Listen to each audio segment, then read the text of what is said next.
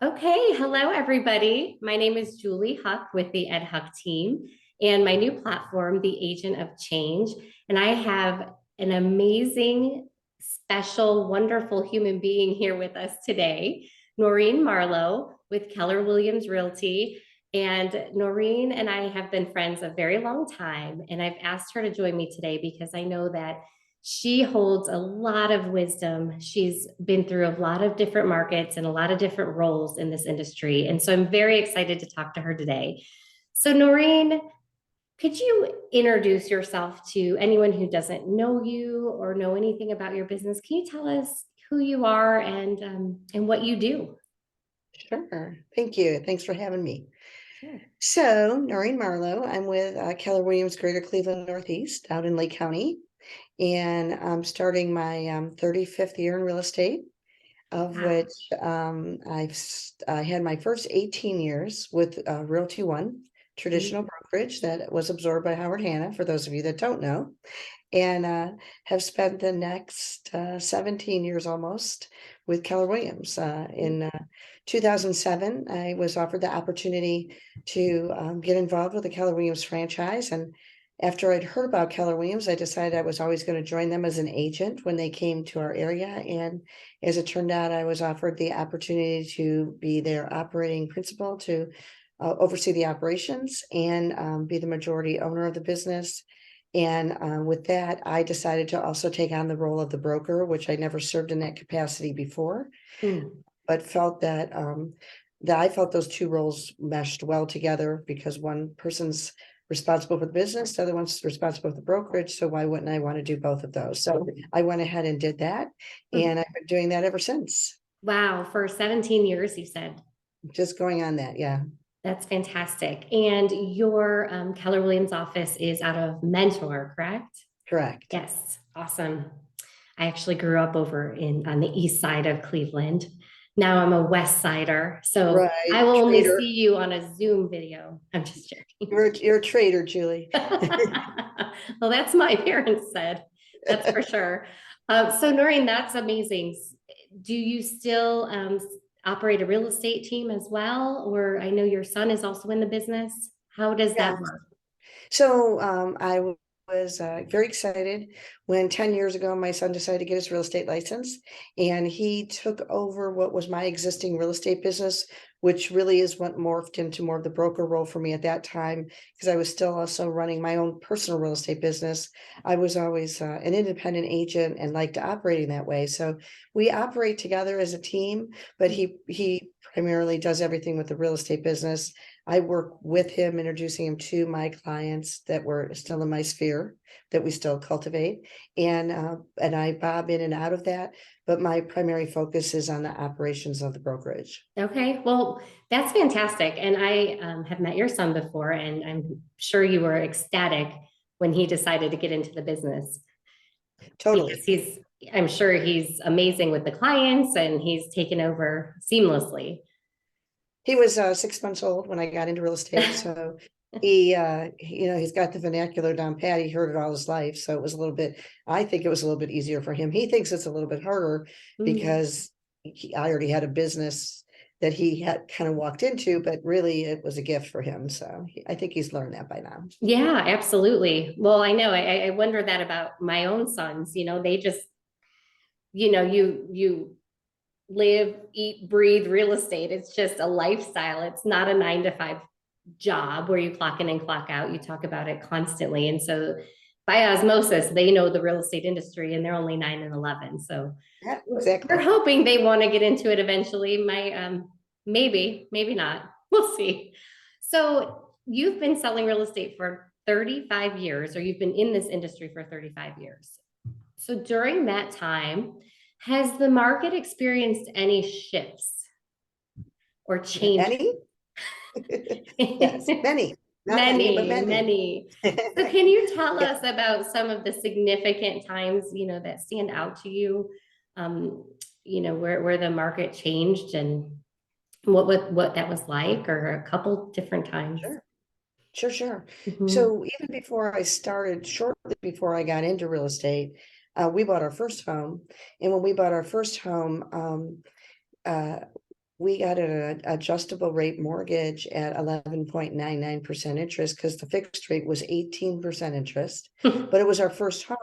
So we didn't know any different and we weren't afraid of that, right? Right. And so early on at that age, I was very young at that age, I learned and understood what adjustable rate mortgages were. So to this day, I happen to have a passion for adjustable rate mortgages, and they're very good in all markets. They, maybe not the one we just exited, where you could get a fixed rate for 2.75 or Right. 3%.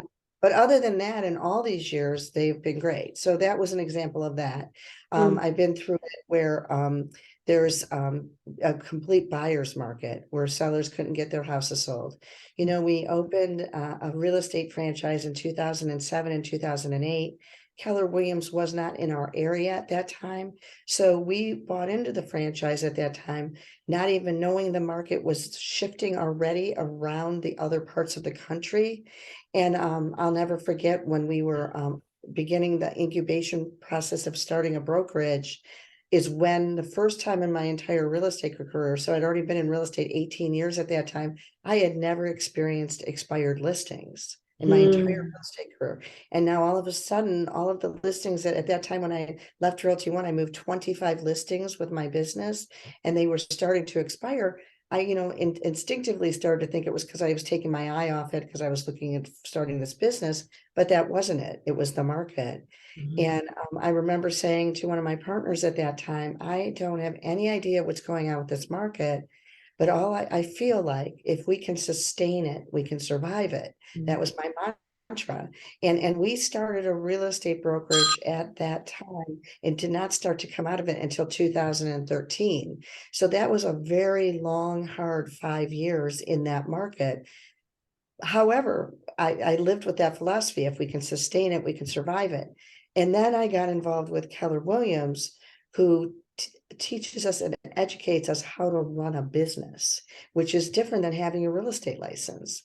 And so we've been through multiple cycles since even the recession. And the thing I think is important is to know that the market is always going to be shifting, changing, adjusting, or whatever it's going to be doing. It's kind of similar to the stock market. It's never a flat line of stability, but it's always doing something. But how are you positioning yourself as a real estate agent to get through whatever market it is you're in? Absolutely. So that was 2007. You came to Keller Williams. And that was a long 5 years. I know I joined Ed in 2009. So again, at that point, you just don't know any better. You don't understand. You just know it's not, you're just doing what you need to do to sustain your business. And I know that that's a big part of the Shift book by Gary Keller and Jay Papasan is if you can build a moat around your business and you can just, don't go backwards during a shift, right? You could probably recite the chapter to me. What do they say in the Shift book, Noreen?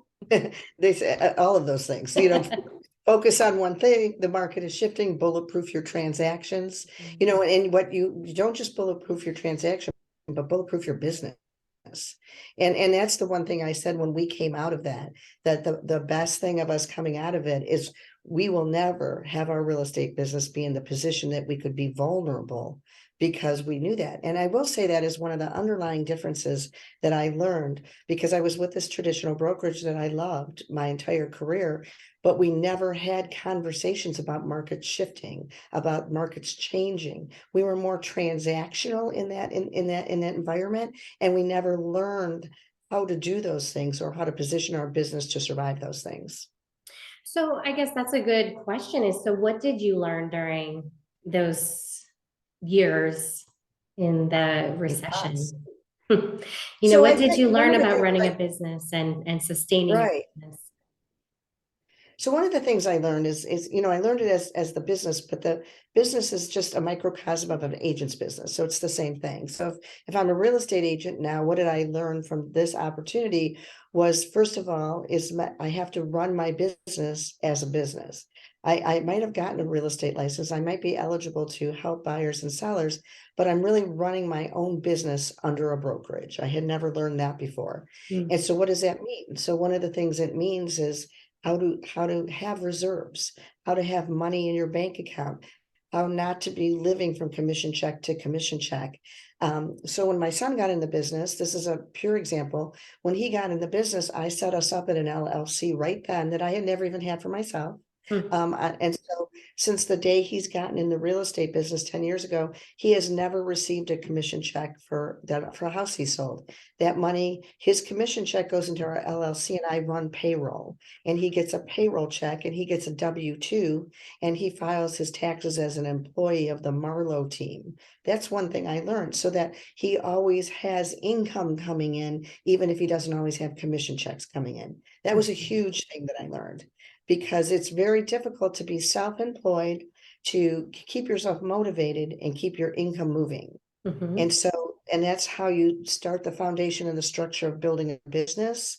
And then that way, as the market adjusts or it slows down, you're not in a complete panic about the fact that you don't have any income in, because I've seen many agents in our real estate careers that don't even realize they're doing it, but they might be putting some little additional pressure on their buyer or seller to take an offer so that they can know that they have a house payment to make. It's not conscious always, but it's coming, it's removing your mindset from a place of scarcity to abundance. Yeah, and that's a good point to set up an LLC. I know our LLC is Huck Holdings, and we do the same thing. And then because if you set it up that way, even if you're an individual agent, eventually, if you do decide you need to leverage your business, you can hire your admin under that LLC and pay the payroll through that LLC. So that's very wise advice. And I will agree with you. I know Ed was with Realty One for, I don't know how many years before we joined Keller Williams. And that was really the first time he did learn about building a business, that we are all building a business. And I know we teach the agents on our team that it's, you're running your own business within the framework of, the Ed Hug team, Keller Williams, or if you're an individual agent, the framework of your brokerage. And that's just a total mindset switch. A game changer of a mindset shift, though, because we do see in the industry the unfortunate place where people get in and they get out, and sometimes they get out before they really gave it the chance it needed to give. There's a lot of great talent that we lose in this industry because they didn't set their business up as a business. They got into it in a situation where they might not have had a supportive spouse, partner, significant other, because it's a difficult career, right? When you're going to work every day, beating the pavement, and you're working, you're not always receiving a check. So it's hard that it's hard enough for you to accept that. But when you have somebody else who's working a traditional job and isn't seeing that from you, sometimes they try to talk you out of it. So it's definitely something. It's the most fabulous career in the world, but it's not easy. That's right. It's simple. It's not easy. Exactly. So, what other things did you learn about your business, about selling real estate, about, keeping, staying in front of your business, not letting it go backwards? What other things did you do to thrive during that time? So one of the things I think is key, especially for real estate agents, is if you have administrative support and the market adjusts, never lay them off. Never let them go, never cut their hours. And that's where, if you set your business up to have some income in there, at Keller Williams, we run all of our offices with a minimum of 3, a maximum of 6 months worth of reserves to pay all of our bills.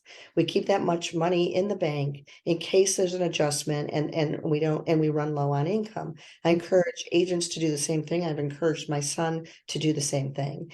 And the reason that is, and that's a lot of times why admin don't always want to take real estate positions, because they feel that their job is always at risk if that agent's business isn't thriving. But the key is to keep those people employed, to keep your business working. So when the market adjusts and is somewhat slower, it's the premier opportunity to be working in your business, not just on your business. dive into your business, do an autopsy of your business. Where are we succeeding? Where are we not succeeding on a high level? What can we change? What can we modify? Where can we cut maybe some of our expenses, but not our admin? Give your admin bonuses at that time and always for business that they bring to you and things like that. They should, in a perfect business model, your admin pays for themselves by a return of the amount of business they help you generate, or they generate for you, or they get for you, and then it pays their salary. And that's a perfect business model. So that's why I encourage people to never let their admin staff go when it slows down, but it is the first knee-jerk reaction that people want to do. Pay them before you pay yourself even. And if they see you doing that, and they watch you valuing who they are, they're going to buy into who you are, and they're going to want you to succeed because they're going to feel like their job isn't always at risk. That's a great point. That's an amazing point. And I think that making sure your admin are respected, don't cut their hours, because you cut your admin hours, then what happens to you, right? Yeah, and then don't necessarily even call them your admin or your staff, call them your partner. Your partners. When they feel that they're your partner in your business, they I feel love it. vested enough that you care enough about them and I truly believe that that'll all work itself out, even if you're slow for a period of time. But if we don't set up ourselves and our businesses to have these reserves, again, our mindset goes to scarcity instead of abundance. That's right. So what would you suggest to agents right now? Because I think you and I kind of talked about this before we got on. I have found that not a lot of agents, maybe for the same reasons you mentioned at the beginning of this interview, it's just not being talked about all the time. I know it's being talked about a lot in our Keller Williams world about our shifting market and what's happening and what to expect and how to prepare. But how would you how would you describe our market right now? How do you describe the shift that we're in? Just so people are really aware that we are actually in a shifting market. I call it, I don't use the word shift often. I use the word adjustment, Stabilization. stabilization. It's kind of stabilizing Mhm. because we're in a tale of two markets. We're in a tale of where the market where the interest rate is rising and it's causing some fear for people. But we're also still in a market where there are multiple offers on and limited inventory. And if you follow the NAR economists or Gary Keller as an economist, you'll know and understand that we're not going to get out of the inventory problem for a minimum of 5, if not 8 years. So that problem is always going to be there. So what we talk about in our office anyways is having the agents adjust their mindset. I ask them not to watch the news. I ask them not to discuss with their clients. When they ask how the business is, don't discuss your personal business. You might have had a bump in the road. You might be slow right now, but that doesn't necessarily characterize the entire industry. Only talk about the positivity of what things are, and but with an honest approach to it too, to the fact that you might not receive 25 offers on your property. One of the things we talk about here is, yes, the interest rate is adjusted, but however, if you were in the market 12 months ago, you would have been willing to pay $30,000 to $40,000 to $50,000 over the asking price with a lower interest rate. I'm going to guess we're going to have the same house payment. So tell me what you want your house payment to be, not what your interest rate is. Because honestly, when you think about it, we go buy a car, we don't ask them what the interest rate is, and sometimes with your customers, when they're complaining about it, you might ask them if they have open lines of credit on their credit card because they're probably paying a high interest rate. It's all in adjusting people's mindset. And so that's how we talk about it. So in the fact that it's stabilizing, what does that look like? I'm a firm believer that values are not going to drop. Okay, they are not going to increase at the rate of 20 to 25% that they were, because the market cannot sustain that, and the market could not sustain that. So it's stabilizing. At the same time, it's moving forward. It's not stabilizing and dropping in value. So I think those are important conversations to have, because people associate the shift with meaning it's shifting down instead of, why don't you say we're shifting into high gear instead of into low gear? Absolutely. And I think that those are excellent points to make for our agent friends and our consumer friends. The fact of the matter is that, there is still, inventory is still flying off the shelf. I mean, every time we list a house, it is selling like that because there is so much demand. And so that the challenge that we're facing as agents, and I'm sure your agents are feeling the same thing, is that, getting those getting those listings, getting the inventory, finding the business. What advice do you give to agents who do need to continue what do agents need to do today in order to continue to grow their business and find the business? And Well, I think because of the inventory shortage, that will be a continual problem. The agents, we talk about it here, need to cultivate the business. You have to go out and create the business. You have to have the one-on-one conversations with your sphere of influence to talk to them about why it is a good time to be moving. Because otherwise, society will let the impression that they have paralyze what they're doing. And if you are the local economist that you are, because that's your profession, you need to be giving them one-on-one conversational information about why it's an opportune time to still be moving. right. And I think that because we have to create the inventory, because the inventory, the interest rates are not our problem, the inventory is our problem. And the only way to increase the inventory is to cultivate it. I mean, it's definitely one way to push it forward. Right, And, right. and I think it's an opportune time to be talking to your database one-on-one, because Julie and I both were in a session a few months ago.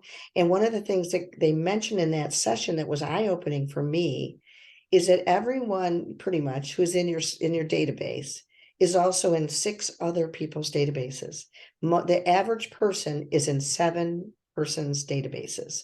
So where we as real estate agents are very comfortable to be territorial about our clients, their name is in someone else's for whatever reason that might be. And if those agents are reaching out to these people, they might not call you to make their move or just discuss if it's available. It's a premier time to seize the opportunity, especially if your business is a little slow right now, to be having those one-on-one conversations. Absolutely. And I mean, I agree 100% with that. And we meet on a weekly basis and talk about, okay, what is happening in the market? What is happening in the national market? What is happening in our local markets? And it is our job as real estate professionals, as market experts, because that's our job, is to know the market, to educate our clients, to educate our friends, to educate our family members. And I think that we're doing our clients and sphere of influence a disservice if we're not calling them, because a lot of our friends and family may really need to move and they're just scared. And if we would just call them and talk to them about what is actually happening, see if, their fears are legitimate. Sometimes they are, and sometimes they're not. We're doing a disservice by not actually picking up the phone and doing our job and communicating with folks. And that's what we do. You're so right. And I think, and we have a perfect script for it. And if we haven't called our database for a while, and that script is very similar to, I'm so happy to give you a call. The market is somewhat stabilizing. I've actually had a few minutes to breathe from the market we came out of. And yes, that market was intense, but there's so many buyers out there that were not able to get houses that are still in the market. They are still looking to get houses. But I'm finally being able to do the things I love most by being able to reach back out to the people I care about the most. And I want to share with you some information. Oh, I love that. That's amazing. I just made that up. So You did? Wow. Well, I'm writing that down. We're going to use that for sure. What else do you have up your sleeve there? What other kind of good nuggets can you share with us today? That's Why don't you amazing. write that down and send that to me so I can repeat it again? I will. I absolutely will. I'll make sure it's in the notes of this video, because we should all use that. And I love that, because if I received a call like that, would I be annoyed? Would I be upset? Would I be like, why are you bothering me? Absolutely not. I'd be very grateful and appreciative. We are consultants, we are advisors, we are experts. And I know, Noreen, you and I and Ed, I mean, we're all very passionate about, making sure that as real estate agents, we are professionals, that we are educated, that we're doing the training that we need to educate our clients in the right way. And so we're all very passionate about that. And that's why we're doing this here today, really. And so what other advice would you give agents right now, in the current market that we're in, just so that they can have that abundance mindset that you talked about to really thrive and keep growing and keep moving forward as we continue to move forward? To take this opportunity of time to use education to your advantage. Mm. What book haven't you picked up to read that's business related that you really want to read that you didn't get to, or put it on audio or whatever it is you're going to do? Take the time to do that learning that you had put on hold because you were just too busy. Find just one thing to invest your money in your business, whatever that is, for whatever your business looks like. I don't even want to give advice on that because everybody's got their own lane that they like to be in. But I'm an ongoing fanatic about education. I go to every conference I can go to, state, local, and national. Outside of even our Keller Williams stuff, I go to every Keller Williams I can. I learn as much as I can because it's always so paramountly important. In our office since the pandemic, I run a once a week broker mastermind on Fridays from 10 a.m. to 11 o'clock in the morning. It's on Zoom. We just all get on there and it's an open mastermind. What are you seeing in the market? What do you need help with? What have you succeeded at? What did you fail at that you could have learned from? That mastermind, by the way, is open to anybody who'd like to attend it. And we have an audience every week of 40 to 50 people minimally that we really mastermind on what's going out there. And it's just an hour of time that you can learn more things. Love that. The more that you can learn and educate, because the business is always evolving, so your education needs to always be evolving. So plan in your calendar time for education, whatever that is, podcasts, whatever it is that you need to be doing. There's so much available to all of us to improve our business that is of no cost even. And I really encourage people to take advantage of that. Absolutely. What, if I were to read a book tomorrow for my business, what book would you recommend? So, well, I mean, not to be a KW fanatic, however, there's one of two I would recommend, and one would be The Shift, because it talks about market changing and things that you can do in your business every day. I'm sure you got it right there, Julie.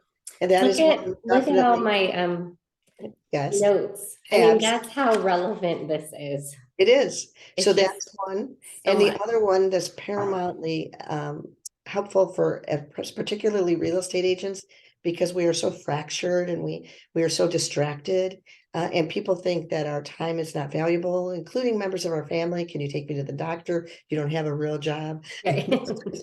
The book, The One Thing, Oh, also, because when we really begin to focus on just one thing, our lives can change. So I don't want to just push KW books, but those are the two at this moment in time that I really think every agent can really focus their business with. And then you'll find one thing within those books just to that you're passionate about. absolutely. I mean, KW or not, they're incredible books and they're so pertinent to right now. And read them and reread them again and again. So, Noreen, you mentioned this mastermind. If somebody was interested in reaching out to you and getting more information about that mastermind or about your KW office over in Lake County, how would they get in touch with you? My email is Noreen Marlowe, NOREEN MARLOWE @kw.com. Okay. My cell phone is 440-668-7678. And yeah, so we cover the whole tri-county, 4-county area of Lake Geauga, Ashtabula, and also into Cuyahoga. Mhm. Cover all those areas, and that in I appreciate that, Julie, and I'm also always here to help in any capacity I can, because together we can all make the industry even better than it already is. That's right. Because we actually all work together, right? We absolutely do. I always say, what other industry can you be in that you can make as little or as much money as you want, depending on how hard you want to work? If Mhm. you're in a traditional career, that company that you work for caps your income. or caps how much money you can make. But in real estate, your income is really limitless, and you can do whatever you want and build businesses within each other. And I do want to mention one more thing that you asked me before. What is one of the other things that I learned Mm, coming out of that recession? And that was to have to save my money, not only for my business, but for opportunities that would come up when markets adjust again. mm, Because there are opportunities out there, and being a wealth building company, we talk about buying property. When you look at a property that you're going on a listing appointment for somebody, and your first thought is, let me call my investor. Aren't you looking at it to buy it yourself first? Because you too should be a real estate investor. absolutely, 100%. We actually started an investor club for our clients and agents, and we have 50 people in it right now because that's how, I mean, it's just such an interesting, there's so much to learn. A lot of people feel intimidated by it, even agents themselves. And so I think we felt that way during the recession. Gosh, if we had money, Right. wow, what would we do? We would take advantage of it, but we didn't have any money back When so much of it, Julie, is generational, then. because I was raised in a generation where we always, in our family, when we talked about money, we talked about that we didn't have any, not about that we have some. Or so we didn't talk about wealth because we just weren't raised that way from the generation we had come from, my family had come from. That's right. So I've been doing everything I can to change those conversations within my own family. Hmm. And that's huge. And I know that's part of a lot of our training at KW. And, the bold training goes over, your money mindset, they call it.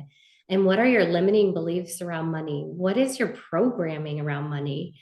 What is your mindset? Is it a scarcity mindset? Are we watching the news and getting really scarce in our thoughts? Or are we really opening our mind and saying there's enough abundance to go around?